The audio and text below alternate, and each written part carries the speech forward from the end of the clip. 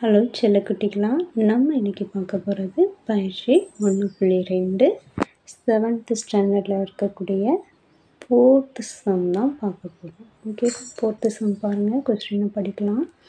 கபிலன் தன்னிடம் 10 பென்சில்களை வைத்திருக்கிறார். ஓகே, அதை தான் நம்ம இப்போ கீழே எடுத்து எழுத போகிறோம். கீழே எடுத்து எழுதிட்டோம். கபிலனிடம் உள்ள பென்சில்கள் மொத்தம் எத்தனை? 10. ஓகேவா? அதில் அடுத்த கொஸ்டின் பாருங்கள்.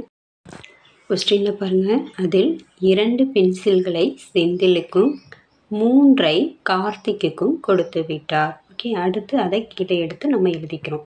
கீழே எடுத்து எழுதியாச்சு. செந்திலுக்கு கொடுத்த பென்சில்கள் 2, கார்த்திக்கு கொடுத்த பென்சில்கள் 3. ஓகேவா? அப்போ மொத்தம் எத்தனை எடுத்து கொடுத்துட்டான்? 2 + 3. ஓகே, 5 பென்சிலை கொடுத்துட்டான். இப்போ பாருங்கள், செந்திலுக்கும் கார்த்திக்குக்கும் கொடுத்தது போக 5 கொடுத்துட்டான். ஓகேவா? இப்போ 10ல் 5 போயிடுச்சுன்னா மீதி நமக்கு என்ன இருக்கும்? 5 பென்சில்கள் யார்கிட்ட இருக்கும்? கபிலன்கிட்ட இருக்கும். அடுத்த கொஸ்டினில் பாருங்கள். மறுநாள் அவருடைய தந்தை மீண்டும் 6 பென்சில்களை தருகிறார். ஓகேவா? அதை தான் எடுத்து எழுதியிருக்கோம். மீண்டும் தந்தை கொடுத்த பென்சில்கள் 6. ஓகேவா? முதவே முன்னே இருந்தது மீதி எத்தனை இருந்துச்சு? 5. ஓகேவா? அந்த 5 ப்ளஸ் மீண்டும் தந்தை கொடுத்த பென்சிலையும் கூட்டும்போது நமக்கு என்ன கிடைக்கிது? 11.